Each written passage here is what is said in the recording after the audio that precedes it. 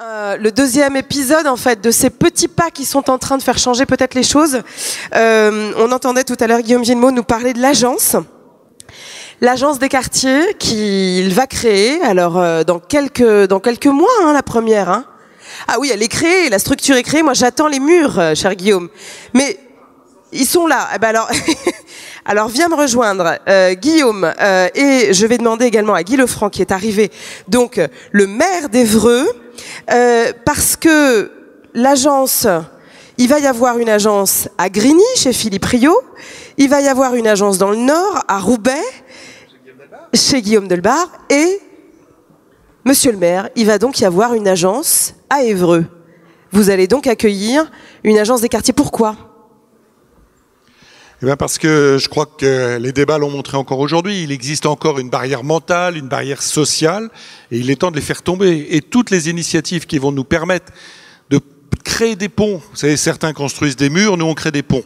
Chacun fait comme il veut, mais chez nous, ici, sur nos territoires, on a besoin de créer ces ponts, que les jeunes de nos quartiers puissent aller à l'extérieur, porter aussi leur vie, ce à quoi ils croient, et aussi que l'extérieur puisse entendre et voir ce qui s'y passe. Et je pense que c'est une très belle initiative, et je me réjouis effectivement que cette agence ait fait le choix de venir ici s'installer, créer son agence locale, parce que d'abord ça va donner une visibilité, une image sur ce quartier, sur cette ville, et puis surtout c'est une chance énorme pour nos jeunes. C'est qu'enfin, les uns et les autres, c'est ce que je disais ce matin dans mon introduction, qu'on puisse faire savoir ce qui existe de beau, et pas seulement tous les 20 ans quand on gagne la Coupe du Monde.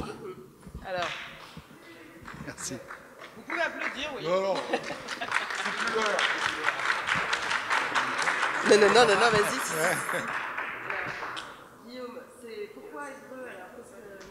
Parce que quand on a décidé, quand j'ai eu cette idée de créer cette agence des quartiers, je me dis que si on voulait que ce soit efficace, il fallait qu'on soit installé au cœur des quartiers. Mais qu'on casse aussi les stéréotypes de toujours les mêmes villes que l'on voit. Et donc, j'ai par exemple pas été installé l'agence à Saint-Denis. Je l'ai installé à Grigny. Roubaix me paraissait être une ville intéressante.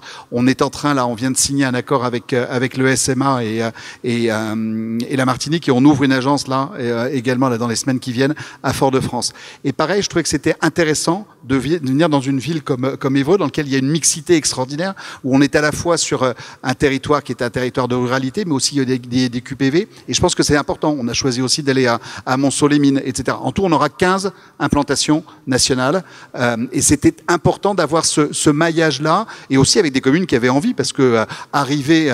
alors nous, on n'est pas très compliqué, hein, on demande juste à avoir quelques mètres carrés, après on se débrouille, on ne demande pas d'argent, et voilà. Ce qui est important, hein, c'est important. Oui, je sais, c'est une notion qui n'est pas un détail.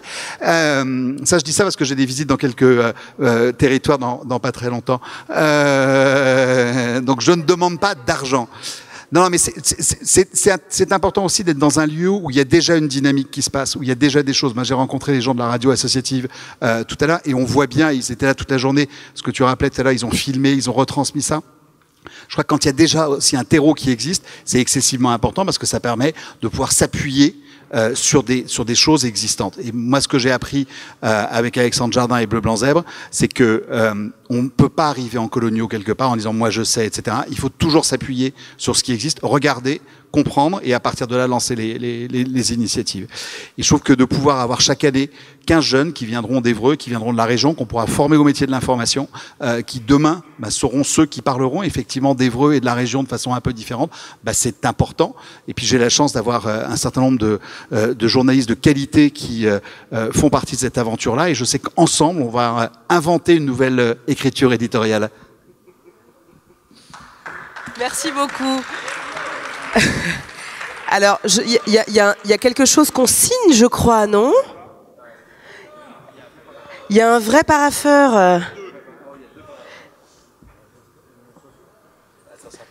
Alors, la signature avec des parapheurs. Vous avez des stylos, j'espère. Toujours un crayon et un papier. Bon, et alors du coup, ça veut dire qu'on ouvre quand les murs ?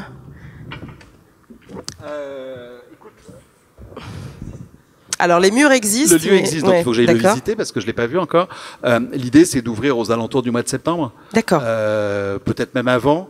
Et puis de toute façon à être prêt. Moi, ce que j'aimerais, pour être tout à fait clair, ce que j'aimerais, c'est du coup embarquer Évreux dans les pilotes qu'on lance là, donc qui sont à Évreux, qui sont à Grigny, Roubaix, lapsus révélateur, Fort-de-France, et donc Évreux. Et donc à ce moment-là, ça veut dire qu'on soit capable de pouvoir commencer à former 15 jeunes dès le mois de septembre, faire ce pilote-là jusqu'au mois de décembre, et puis ensuite on généralise. Donc idéalement, ça veut dire recrutement de 4 journalistes sur Évreux à partir du mois de mai-juin. Il manque quelques fonds encore à collecter.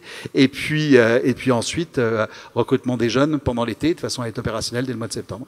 Donc c'est demain, quoi. Est-ce qu'on peut me remettre, s'il vous plaît, le visuel de l'agence pour que la photo, je vous en prie, signée. C'est presque comme les sommets avec des chefs d'État, dis donc.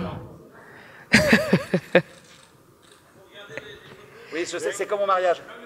Ça me rappelle quand j'étais maire adjoint, dis donc. Ouais. Bravo, super. Merci à vous.